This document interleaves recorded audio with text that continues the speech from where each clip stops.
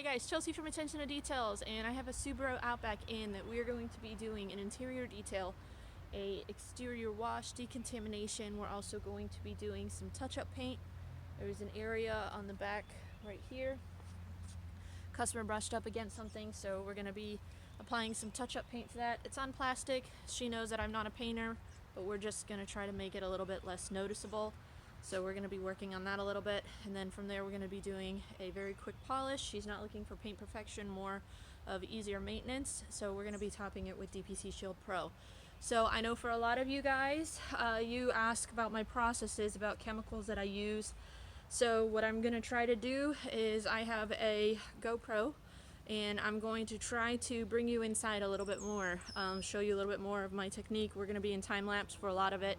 I'll try to do some voiceovers. You'll have to bear with me. I'm still figuring out the GoPro. It's a work in progress. But anyways, I want to show you guys a little bit more in depth what my process looks like, you know, kind of first person.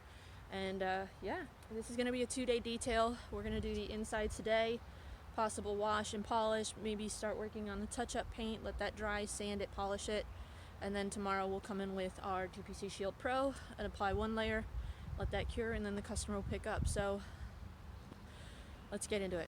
So here's our before. You can see our engine definitely needs a really thorough cleaning. Get rid of all these leaves and twigs and grime that can eventually, you know, if you leave it go too long, it's gonna potentially hinder the performance of the engine. We've got tires and wheels that need a really thorough cleaning. You can see our paint has a lot of road film. You can see kind of the black streaks here. That's just road film kind of accumulating and dripping and staining the paint. We've got a lot of scuff marks here. Most of that's paint transfer. It'll clean right up. Did have a magnet that kind of was on the paint too long, so gonna see what we can do to clean that up. Pro tip for any of you that feel like you need to have a magnet, switch locations frequently so you're not having it sit in one spot too long, or else you're going to end up having clear coat damage. Here's our paint area that we need to touch up. You can see this is just in the plastic part, so we don't have to worry about rust. And again, customers not expecting perfection. I'm not a body shop and I won't claim to be, but we're definitely going to, you know, make that less noticeable. You can see on our interior we've got a lot of dirt, a lot of loose soiling. Leather hasn't been cleaned in a good while. There's quite an odor in here, so we're gonna for sure do a thorough cleaning with our various all-purpose cleaners, blow it out. We're gonna shampoo using an enzyme eater, which essentially is a chemical that will go after odor causing bacteria and try to help destroy it. I think it's fake. I hope it's fake. Yeah, it's fake. I think. Yeah. It was the same. Maybe that's where the smell's coming from. It smells definitely coming from the back seat. There's a lot of soiling in the leather, but you can just see we've got a lot of pet hair. It smells like something might be a little wet, so we're gonna have to investigate that a little bit. You can see we got our door jambs that we gotta thoroughly scrub. Our WeatherTech mats we're going to clean with McKee's 37, the floor mat, and Cargolina Rejuvenator. We're going to clean our plastics with their high intensity APC. And then we're going to do our glass cleaner, scrub our plastics. I'm actually going to be trying out a new interior dressing and leather protectant from Owner's Pride, their Dash Guard Plus. I've been really digging it for leather conditioning. So we're gonna pull out all of our gear, get all set up, and get into it. So before I get started, let me just kind of show you the basic gear that I have. I have obviously my Ridgid 4-gallon, 5.0 horsepower, wet dry vac. Absolutely love it. We've got various detailing tools. We've got a Fur-Brite or Fur Eel from Buff Brite to try to help get the pet hair up. I also have my Vortex dry cleaning gun and various swivel adapters, and a 25-foot half-inch compressor line hose connected to a secondary tank, connected to a very basic, you can see 125 psi 1 horsepower, 3-gallon air compressor. Is it the complete specs that the manufacturers require for this tool gun? No. I have my pressure set around 110. By the time you go through the hose, you're going to lose about 10 psi, so it's coming out around 90 psi. Let me just kind of show you. I'm still able, that's a mess. Always do a pre-vacuum before you do that, but I just wanted to show you, even with a smaller air compressor and a 1/2 inch compressor line with the dry cleaning gun, I'm still able to help out. So that's going to help a lot with the pet hair and a lot of the crevices and tighter spaces, being able to blow those out. Over here for chemicals, I obviously have my drill brush, I have some scrubbing pads, my VLR brush, the Nanoskin scrub pads, some magic erasers if I need them. And then for chemicals, we've got Superior Products Leather Cleaner, McKee's 37, their high intensity APC. We've got fabric softener to kind of help remove some of the static from the pet hair, so that way it's a little bit easier to vacuum up. And then I've got Surround from Bonnet Pro. This is 4-to-1. This is a enzyme eater carpet shampooer with a really nice fresh citrus scent. So that's going to really help remove some of the odor. If that doesn't remove it completely, then we'll also hit it with our Rocco & Roxy Stain and Odor Eliminator. We've got our Super Clean for our engine cleaner, our engine bay, and then we've got the Floor Mat and Cargo Liner Rejuvenator for our WeatherTech mats. Various detailing brushes. I'm trying to think. Spray wax for our door jambs, various microfibers. I really am digging these for glass. I don't know if any of you guys struggle with really good microfibers for glass, but I'm digging those for like an initial scrubbing and then flipping it over to this side to get streak-free results. I'm also trying out Owner's Pride, their glass streak-free cleaner. Really loving it. It's kind of got a little bit more of a soap base, but evaporates nicely, but it scrubs really nicely. It doesn't evaporate too quickly, so that way I actually have a little bit of work time to work with it. And then Dash Guard Plus. This is an interior conditioner and protection that I can use on vinyl and leather, so I can use one dressing. It has UV protectant in it, so normally I would just use like hyper dressing or aqua gloss. They're great for dressing, but they don't have a whole lot of UV protectants, and that's really what's critical, especially winter or summertime on your car's interior. So I'm liking the fact that I can use one product for really all the plastics and leather on the interior. And then over here, as you can see, my Aqua Pro Vac. So I love my Aqua Pro Vac, absolutely my favorite tool for interiors to just shampoo and do fantastic results. So we pulled out all of our mats. We're going to go ahead, do our cargo liners. We're going to actually get out my household vacuum, go over the mats quickly. That way I don't have to be on my hands and knees scrubbing them. It does a decent enough job to get the debris before I come in with my drill brush and my shampoo. And you can see we're going to start in the back, work our way forward, so that way we take all the debris and blow it up, and then we'll vacuum. So, all right, I just wanted to show you guys my equipment that I use.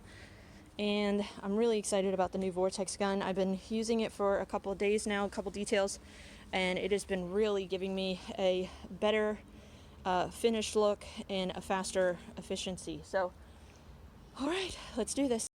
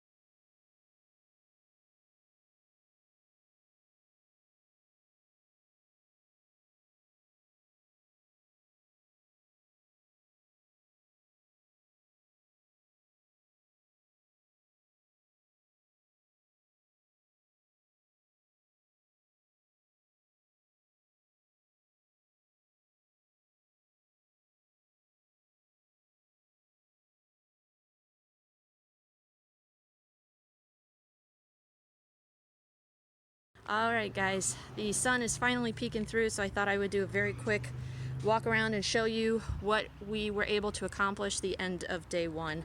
I think this is going to be a two-part video. Part one kind of showing you the interior and what we were able to accomplish on the exterior, and then tomorrow we're going to focus on polishing and our DPC shield and just buttoning up things. So for any of you that you're wanting to know steps, products, equipment, everything that you kind of need to do a full-on detail like this, understand I do this as a living. I've already put, let's see, I started at 10 o'clock, it's now 6 o'clock, so 8 hours, maybe let's say 7 hours because of breaks and things like that. So 7 hours so far just to do engine bay cleaning. On the exterior, I did 5 times around the tires because they were nasty. You can see they're not 100%, but they're greatly improved. We'll be able to put a tire dressing on there and it's gonna look night and day. Exterior, we did a road film pre-soak. We did a chemical iron remover. We did a clay bar treatment. We did our contact wash using a Coating Prep Auto Wash from McKees 37. We were able to remove all that nasty road film, even some of the transfer scratches that were on the paint, we were able to remove just with the clay towel alone. So if we were to just be doing a full detail, wash and wax, interior, everything, you could see we've got really nice gloss, really nice clean paint. Is it swirl free? No. And honestly, the customer's not paying for me to do more than just kind of cleaning the paint. Here you can see on our interior, we got our cup holders, everything scrubbed, blown out. The air compressor with the Vortex dry cleaning gun, that has transformed my interior detailing. It's cut my time probably in half. I used to have to use my shop vac and, I'd spray, agitate, have to suck things out, get my scrub brushes in there, make sure I get everything loosened up and then try to, get it out with my microfiber. Now I can spray, agitate, blow out, wipe up, done. And I am getting better results. So for any of you that are on the fence about, do you need an air compressor? Is something like a dry cleaning gun going to benefit you? I strongly suggest that you guys at least, start out like I am with a very basic compressor. You want to make sure that you have a decent hose. The wider the hose, the more pressure you're going to get. The smaller the hose, obviously the less pressure. So that's why I have a 1/2 inch compressor line. And yeah, I'm absolutely loving it. But you can see we got all the pet hair, the For Real pet hair brush with the fabric softener really cut down a lot of the time. Subaru carpets are not known for being detailer friendly. Most detailers absolutely hate doing Subaru carpets. Now, I have a Subaru. I don't mind it because I clean my car out weekly, so it really doesn't get more than just, light dusting. But for pet hair, this was definitely stuck on there. And the For Real pet hair brush definitely, along with the anti-static solution from the fabric softener, really helped accelerate my cleaning time and give me better results. And then here, you can see we got all the rail dust off of the paint. There's no orange specks, nice and clean. We got our door jambs, everything scrubbed. So from head to toe, in and out, this thing has been cleaned. And we are ready to go tomorrow, day 2, with polishing and ceramic coating. So for any of you that want to see a white vehicle that's not perfected, stay tuned, day 2. Let's see what it can look like if we're not necessarily going for paint perfection. This is the perfect scenario for a daily driver.